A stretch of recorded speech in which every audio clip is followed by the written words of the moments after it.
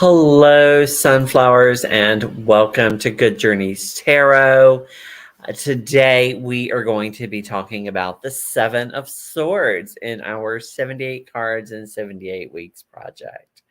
So, before we get started, I just wanted to let everyone know that Ange from Tiny Trinkets and Tarot will not be here today as previously planned. She is not feeling well, so do send her healing thoughts, and we hope to get her on the schedule again in the future. If you would like to be on with me talking about a card at any time over the next year as I finish this project, please do reach out to me and let me know. We will be announcing each Sunday at the end of our broadcast the next card in our 78 cards in 78 weeks. So today, I wanted to, because I don't really have a lot to share with you, as far as new things going on, I wanted to talk about the sevens as a group because this card we are doing today is actually going to complete a group of cards. We've not actually done that yet. We've not finished any set of courts. We've not finished any set of the major arcana, any suit, but we are finishing the sevens today. So this will be our fourth seven. So I thought we would look at our other sevens briefly before we talk about the Seven of Swords. In her book, Untold Tarot, Caitlin Matthews considers the sevens lucky cards. So your Seven of Wands or batons is your lucky chance. Your Seven of Cups is your lucky break. Your Seven of deniers or coins or pentacles is your lucky win. And your Seven of Swords, your lucky idea. The Thoth also takes the approach of kind of honing in on one aspect of the cards in its meanings for the sevens as well. But for me, the sevens truly are about much more. And in fact, in the pictorial key, Waite actually mentions not just about the Seven of Swords, but about other sevens as well, that there are many options for various meanings for these cards. And the reason for that is, I think, because this is a card about evaluation, about assessment. We are using discernment to make a choice between two things in the sevens. So, for example, in the Seven of Pentacles, we have action versus inaction. In the Seven of Wands, we have fight or flight. In the Seven of Cups, we have vice versus virtue. And in our sword today, we will talk about that shortly. But let's go ahead and look at the cards that we've done so far in the sevens.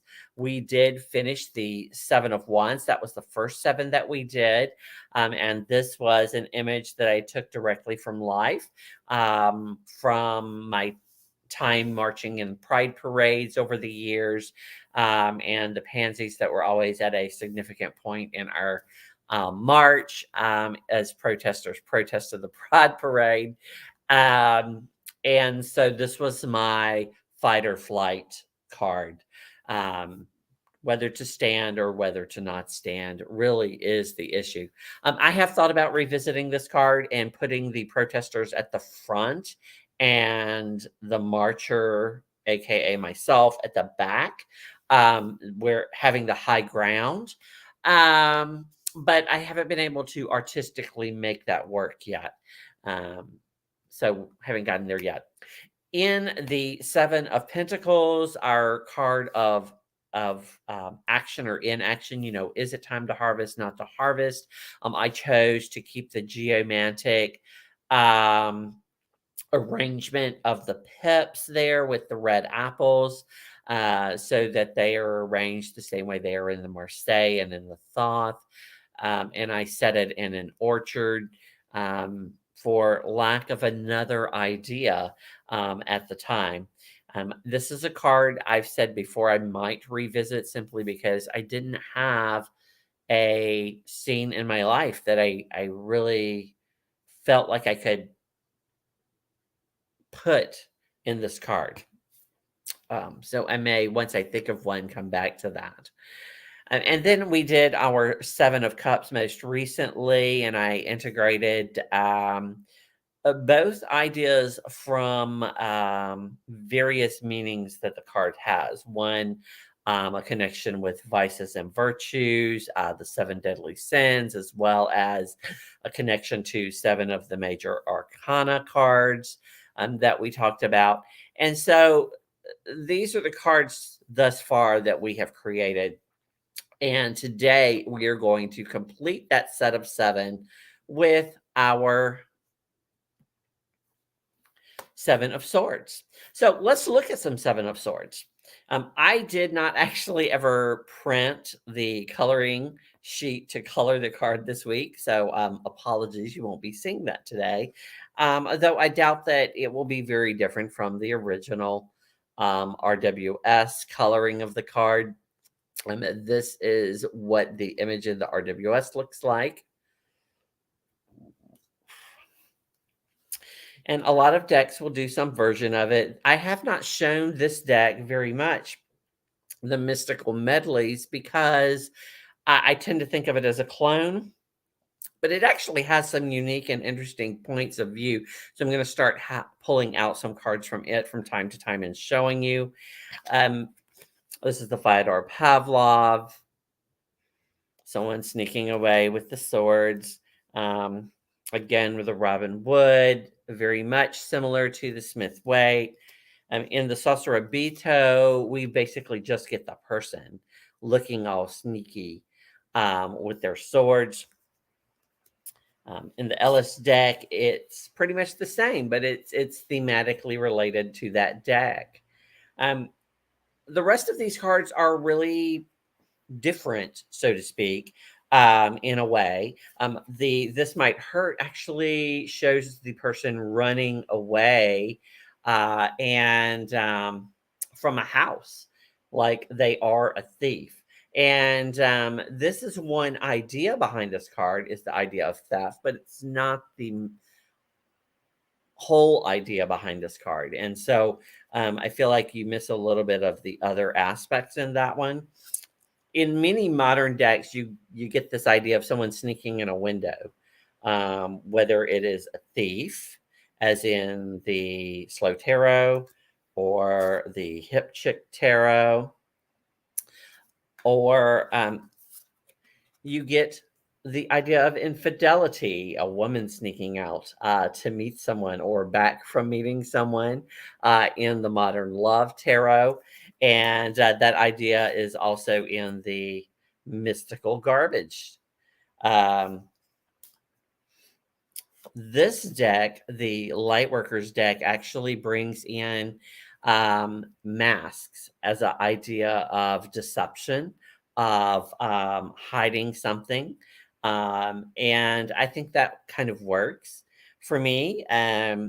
You don't get that thief idea that you get from many depictions of the card, but you do get some of the concepts that we're going to talk about with this card. This is a deck that is very specific in its meanings, and this is the Life is Like a Board Game, which I think is a great concept. It does have the limitation of, because there are street names that have keywords, it limits it to one single idea behind that card. In this case, the Seven of Swords is something shady way. Welcome, Amy. Glad to see you're here, as well as our other visitors. Nice to have you with us today. The Spirit Keepers Tarot, this card has actually not changed much in all three editions. From the beginning, it has been about Loki cutting off Sif's hair and the trickery of the god of mischief. And I think that's an appropriate depiction for that card. The Bone Stone and Earth Flesh is a little different in that the person doesn't seem to be running away. They seem to be approaching the camp and hiding the daggers. So definitely still hiding something. There's some deceit going on in that card. I would say these two are probably my favorite depictions of the Seven of Swords. This one is the Light Seers. I just like the way that the feathers were worked into this particular image. Um, it does limit it a little bit in context to the idea of stealing, of taking something that isn't yours. But I love that image. It's very pretty. Now, I really like this card, and there is some esoteric information in it that I don't comprehend yet because I haven't studied this deck, but the image itself speaks to me. And that is the Tarot of the Holy Light, the fox in the hen house. And the fact that they use the moon up here, even though this deck does not have the astrological associations that other decks do, um, they're completely different, and I haven't studied them yet. The moon in Aquarius is the traditional association for this card.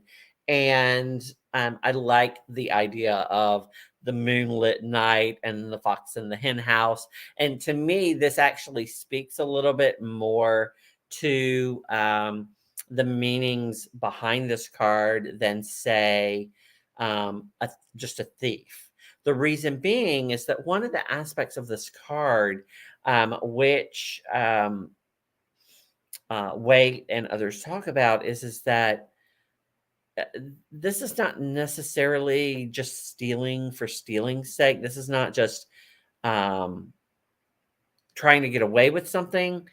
You're trying to do something to benefit yourself and or others and get away with it. So in the case of the fox, he's got to eat, right? So he's doing this for himself and possibly for his a litter of puppies, who knows, but it's not simply about just taking the chicken. It's actually to provide for. And so, and that's an idea that comes up in a lot of my reading, is that this card can represent an impulse, usually for personal benefit or group benefit. So when we see the card in um, the Smith Waite, and we see this person trying to take as many swords as possible. And then we look back here, there's a crowd, right, with swords raised. And the idea becomes, okay, this person's not just taking swords to take swords. He's trying to prevent someone else from using the swords for some purpose. So, or he's trying to take the swords to give to others who are going to be attacked by these people, or that type of thing. Now, alternately, there is that idea of theft too. He could just be stealing the swords, and this is the crowd that's gathering to chase him down because they have seen him. But you get this idea of assessment. He's looking back. He's trying to decide, okay, do I have time to grab 2 more swords, or do I have to leave these swords behind in order to get away? The thing about this card that is different than the, say, 7 of Wands, where we saw someone taking a stand, is that in this case, the person is not assured victory, right? They are being deceitful or deceptive, and they may or may not get away with it. It's unclear, hence they're looking around and trying to assess the situation, as I say over and over again as I talk about the sevens. I'd love to hear some of your thoughts about the sevens and this card in particular. If you want to share those in the comments.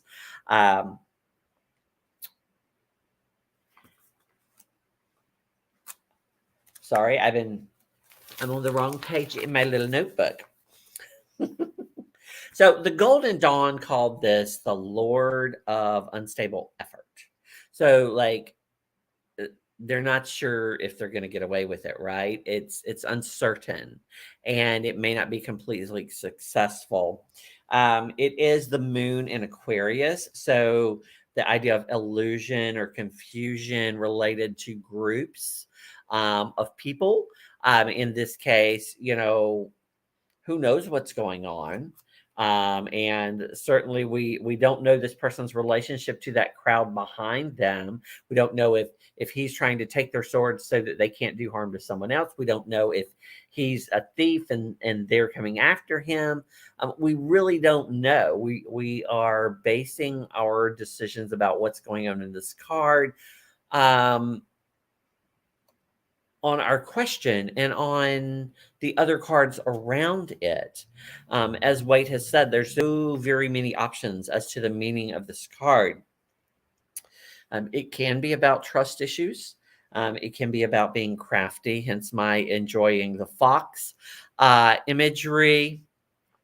And I would say that I agree with Amy. It's not one of those cards that immediately jumps out as one that like you click with or that you want to embrace or that works for you. Really, but having studied it now and looked at it from very different angles, it's a card that I definitely can relate to more.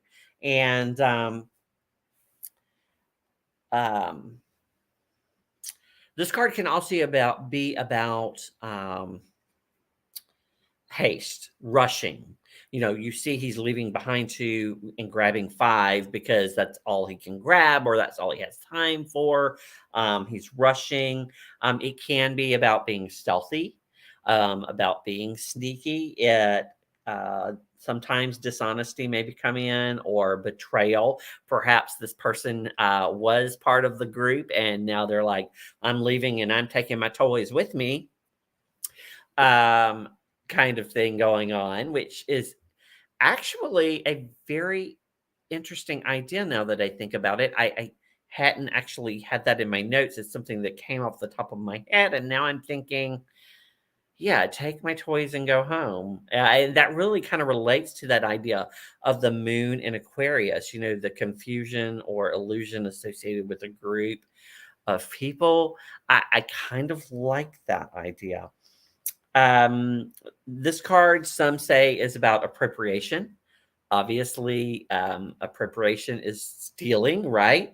And so perhaps cultural appropriation would be an interesting theme in this card as well, um, related to the ideas that we have going on. This card could indicate that you're going to get away with something, or that someone's getting away with something.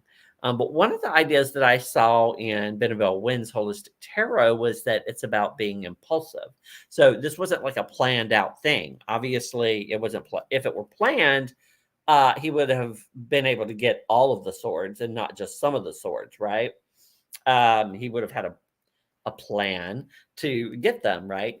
But he's actually not taking them all because this was a spur of the moment, a spontaneous thing. And that kind of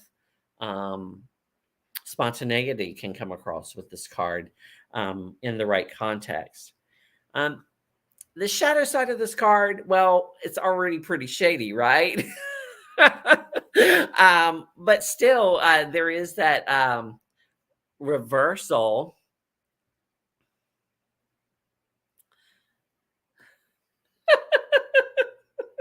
I like it. I like it. Yeah. So will you that would be an interesting card. It put Eric Cartman in it, right? I'm going home. Love it. Um, but this could be um in the reverse could be about getting reparations for what you did. It could be about um quitting early or giving up. Instead of rushing, you lose momentum, and possibly getting caught in the act is something that could possibly be the upright or reverse meaning, depending on the context of the other cards. Really, this card as I keep repeating myself, weight has said could mean a lot of different things. It really just depends on your context. Um, Now, one of the things that Benabel said in her video on the sevens that she completed recently is that hurt people hurt others. And that kind of goes back to that idea of, okay, I'm done with you guys. I'm taking my toys and going home. You've hurt me, so now I'm going to hurt you. And that's definitely an idea that can come across here. Um, Yeah, so those are the thoughts that I had about this card. That's the things that I've studied and that I kind of wanted to share today. I do want to show you the card that I came up with. Now, this card is loosely based on a personal experience, but I'm not going to tell you about that personal experience because hmm, doesn't put me in a good light. And also, I don't want to get into any trouble with anybody out there watching. But this card, when I first thought about it, I wasn't sure what I was going to do. I had this idea. I wanted to do a child putting something in their pocket. You know how it happens with kids that they see something they like and so they put it in their pocket, and your parents will find it later and go, oh my goodness, now I got to take this back to where it came from. Kind of thing happens. um and so I started playing with the ideas of the foxes, and then I was trying to figure out how to find a figure that was taking something, and various things. So I did go kind of with that idea of theft, but I wanted the illusion that it may or may not be theft, right? It could just be an impulse purchase, right? It's a sale, so yep, I'm going to pick up one of these weird little letter openers with the fox on the end of it. But you'll see it's tucked behind her. So is this fancy lady actually going to walk out the store with it? Kind of thing. This is a card that I probably will revisit because it's not, I don't know if it's spot on what I would like it to be. Um, but I wanted it to be contextually a scene from my life, like most of the other cards, which is why I didn't go with the Fox in the Hen House idea that I really love. And if I were doing a different type of deck, rather than something based on scenes from my life, I probably would use that particular image.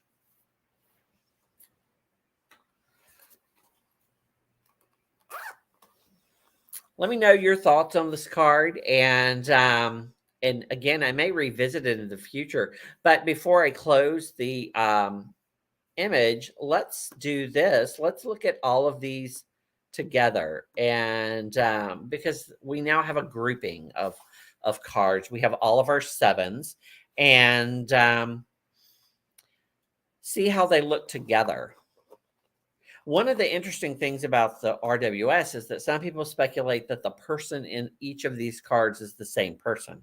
And they do resemble one another in the RWS, but I'm not sure that they necessarily are the same person, um, or that they would need to be the same person in a deck, though it is an interesting idea.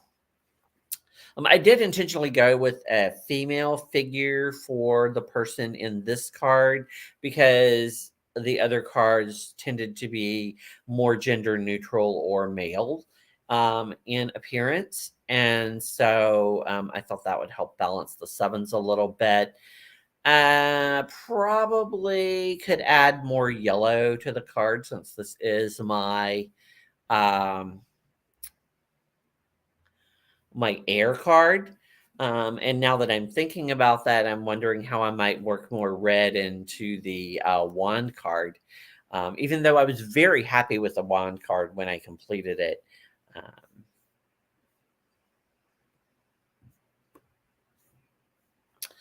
Um, All right, I'm going to stop sharing, and you probably heard me shuffling.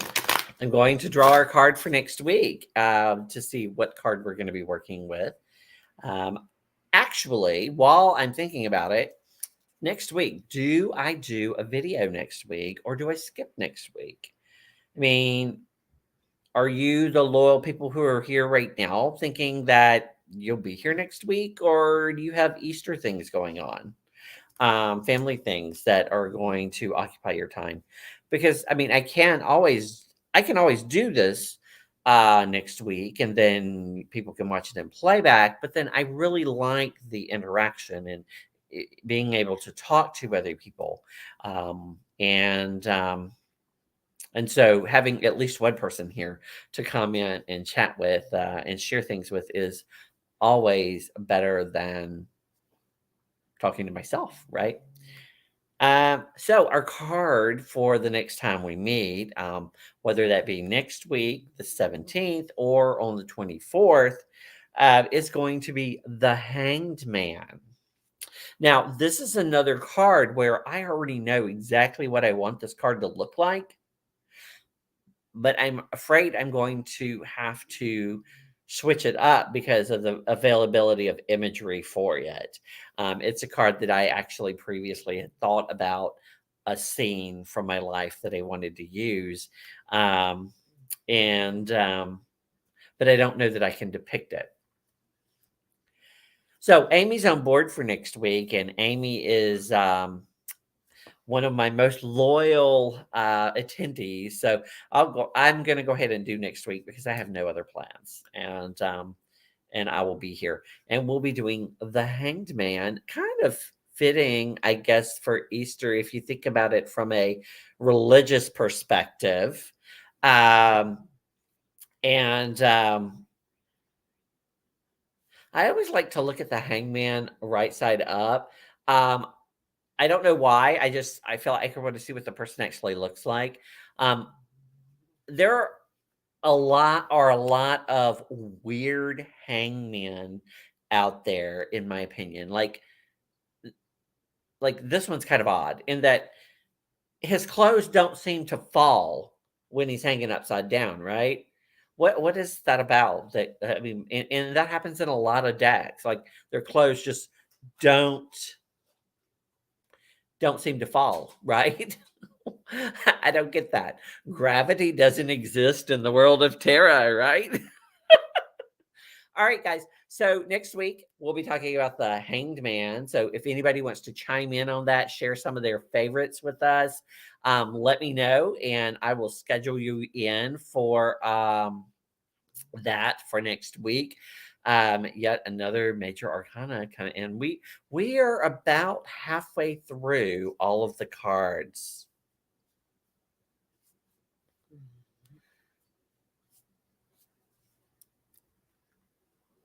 And so I'm excited that we're getting there. Yeah. StarCon. Okay, yeah. So I remember that. I thought that's what you meant, Amy. She at StarCon this year, Mary Kay Greer actually did an in-depth talk about the Hanged Man, and I think I took some notes on it.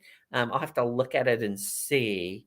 If I didn't, then I might have to have Amy chime in next week with some information as well. But I know because this is a major arcana, there'll be lots of information in the books, as always, about the major arcana.